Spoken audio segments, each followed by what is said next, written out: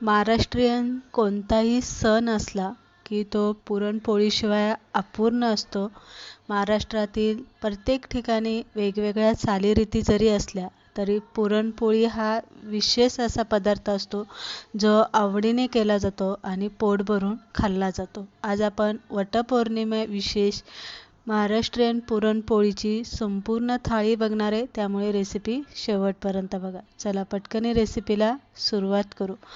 इथे मी घेतलेली आहे डाळ. आता डाळ इथे कोणताही अंदाज असा घेतलेला नाही आहे, मोजक अशी मोजून मापून घेतलेली नाही आहे. तर साधारणतः एक अर्धा किलोच्या आसपास डाळ असेल. स्वच्छ धुवून घ्या. कुकरला हळद, थोडंसं तेल घालून, पुरेसं पाणी घालून 5-6 शिट्ट्या घेऊन डाळ शिजायला लाव्या. तोपर्यंत आपण आमटीचा मसाला काढण्यासाठी मी इथे धने, जिरे, बडीशेप, पांढरे तीळ, खसखस, फुटाणा डाळ आणि खडा मसाला जो दालचिनी, विलायची, लवंग, तमालपत्र जे असतं ते इथे मी घेतलेले. थोडंसं भाजून घ्यायचं. नंतर इथे मी खोबरं घेतलेले. खोबरं चांगलं असं लालसर थोडंसं काळपट होईपर्यंत भाजून घ्यायचं आहे. त्यानंतर इथे आलं, हिरवी मिरची, कढीपत्ता आणि एक मोठा टोमॅटो घेतलेला आहे. तोही थोडासा तेल आणि मीठ घालून भाजून घ्यायचा. नंतर मसाला गार पडला की सगळ्यात पहिला कोरडा जो खडा मसाला असतो तो वाटून घ्या. नंतर खोबरं घाला. खोबरं पाणी न घालता वाटून घ्या, म्हणजे चांगलं बारीक होतं. आणि नंतर जो टोमॅटो आपण घेतलेला आहे शिजून तो यामध्ये घालून घ्या. आता काही ठिकाणी कांदा लसूण वापरला जात नाही जेव्हा आपण अशी खास एखाद्या सणाला थाळी बनवत असतो. तर मी इथे कांदा लसूण वापरलेला नाही. ज्या मसाल्यांमध्ये कांदा लसणाचा वापर नाही आहे असे सगळे मसाले तुम्ही यामध्ये घालू शकता. धने घालू शकता, लाल तिखट, खडा मसाला, असं गरम मसाला तुम्ही इथे घालू शकता. मीठ घाला. नंतर पळीभर तेल घाला. जिरी मोहरीचा तडका द्या आणि केलेल्या वाटण यामध्ये घालून थोडंसं पाणी, मीठ घाला. हलवून झाकून ठेवा जोपर्यंत मसाला चांगला शिजत नाही तोपर्यंत. आमटीच्या मसाल्याची तयारी होईपर्यंत आपली इथे डाळसुद्धा व्यवस्थित शिजली गेलेली आहे. 5-6 शिट्ट्यांमध्ये कुकरला चांगली मऊसूद अशी डाळ शिजली जाते. डाळ शिजली, चाळणीतून पुरण आपल्याला वेळून घ्यायचं आहे आणि जे पाणी आपलं डाळीत शिजलेलं निघालेलं आहे तेच आपल्याला ह्या मसाल्यामध्ये घालून घ्यायचं आहे. व्यवस्थित तुम्हाला किती आमटी पातळ घट्ट पाहिजे त्यानुसार पाणी तुम्ही इथे कमी जास्त करा. चांगली उकळी येऊन द्या. उकळी आली की 10 मिनटं आमटी उकळती ठेवा आणि सगळ्यात शेवटी बारीक चिरलेली कोथिंबीर घालून एक उकळी काढून घ्या. छान अशी आपली ही आमटी इथे बनून तयार झालेली आहे. आमटी बनून तयार झालेली आहे. पुरण आपण आता इथे बनवून घेणार आहे. तर इथे जर तुम्हाला पुरण वाटायला जास्त वेळ लागत असेल तर इथे पुरण गरम असतानाच आपल्याला मॅचरने डाळ जी आहे ती चांगली रगडून हटून घ्यायची. नंतर कढईमध्ये ही हटून घेतलेली डाळ घालून घ्या. गूळ, साखर तुमच्या आवडीप्रमाणे तुम्ही इथे घालू शकता. किती गोड पाहिजे ते सुद्धा तुम्ही इथे कमी जास्त करू शकता. विलायची पावडर घाला. गोडाचा पदार्थ असल्यामुळे चिमूटभर मीठ यामध्ये घाला. व्यवस्थित पुरण हलवून घ्या. गॅसवरती ठेवा आणि पुरण चांगलं सुक्क होईपर्यंत आपल्याला हे हलवत राहायचं. गूळ आणि साखर वितळली की पुरण असं पातळ होतं, पण सारखं हलवत राहून पुरण असं आवळलं जातं. सुक्क करायचं आहे आपल्याला हे पुरण, पातळ अजिबात ठेवायचं नाही. असं सुक्क घट्ट झालं, गॅस बंद करा. कढईमध्ये पुरण असं पसरून गार करायला ठेवा. थोडंसं गार झालं की पुरण चाळणीतून इथे वाटून घ्या. पुरण पूर्ण गार होऊन देऊ नका, पण तुमच्या हाताला सोसवेल एवढंच गरम ठेवा. जास्त गरम जर तुम्ही पुरण वाटायला गेला तर हाताला चटके बसू शकता, हे लक्षात ठेवा.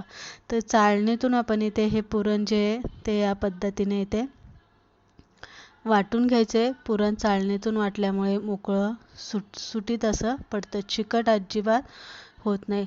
जरासं असं ओलसर वाटलं तर ताटामध्ये असं पसरून ठेवा. इथे मी गव्हाचं पीठ घेतलेलं आहे. चवीप्रमाणे थोडंसं मीठ घाला.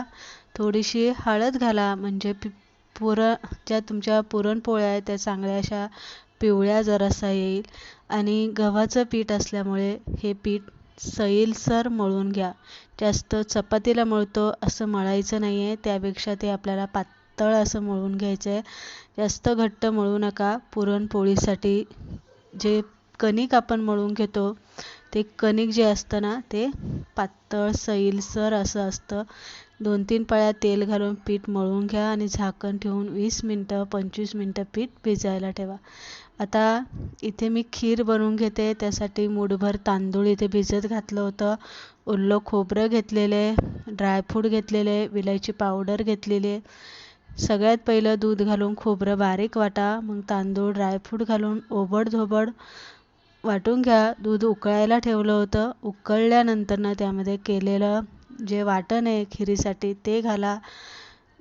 1-2 चमचे साजूक तूप घाला, विलायची पावडर घाला आणि खिरीला उकळी आली की सगळ्यात शेवटी यामध्ये साखर घाला, म्हणजे खीर किंवा दूध फुटलं जाणार नाही. अशी पातळसर ठेवा जेणेकरून आपण पुरणपोळी खाऊ शकतो. त्या सगळ्यात शेवटी थोडंसं केसर घालून घेतलेले आणि व्यवस्थित हलवून साईडला ठेवून घेऊ.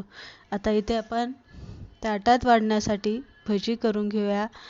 आलं, हिरवी मिरची, जिरी, ओव्याचं वाटण इथे करून घेतलेलं आहे. थोडंसं मीठ चवीप्रमाणे, थोडंसं सोडा यामध्ये घातलेला आहे, कोथिंबीर घातलेली आहे आणि बेसन पीठ घालून आपल्याला हे पीठ खलवून घ्यायचं आहे. यानुसार जास्त घट्ट खलवू नका, जास्त पातळ खलवू नका. आपण इथे घोसाळ्याची भजी बनवते. शक्यतो जर तुमच्याकडे घोसाळे असेल, बटाटा असेल तर याची तुम्ही भजी बनवू शकता किंवा अशी प्लेन सुद्धा गोल भजी पिठाची नुसती या पद्धतीने बनवू शकता. आता इथे मी घोसाळी चिरून घेतलेली आहे. मीठ लावून घ्या. नेहमी जेव्हा मी घोसाळी घेऊन येते तेव्हा फक्त मी घोसाळ्यांची भजी बनवत असते, कारण शक्यतो भाजी एवढी कोणी आवडीने खात नाही, पण भजी छान लागतात.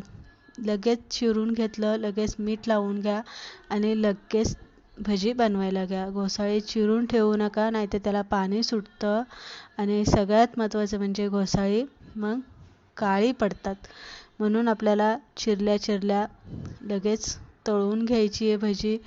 तेल गरम करायला ठेवलं होतं. भजी तळताना तेल चांगलं पुरेसं गरम करा.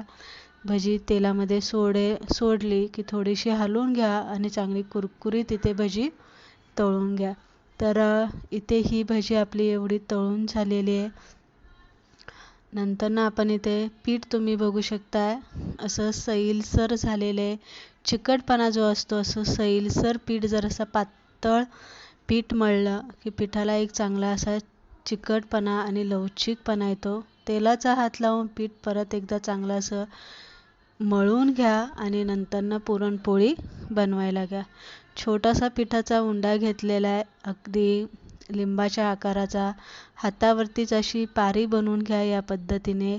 आणि तुम्हाला यामध्ये पुरण, आता इथे पुरण तुम्हाला तुमच्या आवडीनुसार तुम्ही कमी जास्त करू शकता, पण एक गोष्ट नेहमी लक्षात ठेवा, जेवढं आपण पीठ घेणार आहे कणकेचं त्याच्या डबल तरी तुम्हाला इथे पुरण घालायचे, तेव्हाच ती पुरणपोळी खाल्ल्यासारखी वाटते. पुरणपोळीमध्ये पुरण जास्त असेल, चांगली गुबगुबीत अशी पुरणाने भरलेली पुरणपोळी असेल तरच खरी ती पुरणपोळी खायला मज्जा असते. त्यामुळे तुम्ही जेवढं पीठ घेणार आहे कणकेचं त्याच्या डबल यामध्ये पुरण भरून उंडा व्यवस्थित बंद करायचा आणि पुरणपोळी हलक्या हाताने कडेने पहिली लाटायची आणि मग मधी लाटणं फिरवायचं, म्हणजे तुमची पुरणपोळी जी आहे ना ती अजिबात फुटणार नाही आहे, तुटणार नाही आहे किंवा तिला चिरा जाणार नाही आहे. आणि सगळ्यात महत्त्वाचं म्हणजे गव्हाच्या पिठाची पुरणपोळी बनवताना तुम्हाला पुरणपोळी पातळ लाटायची आहे, म्हणजे छान ती अशी गुलगुलीत मऊ लुसलुशीत अशी बनते. तर इथे आपली गरमागरम पुरणपोळी बनवून झालेली आहे. झणझणीत गरमागरम आमटी, भात, खीर, भाजी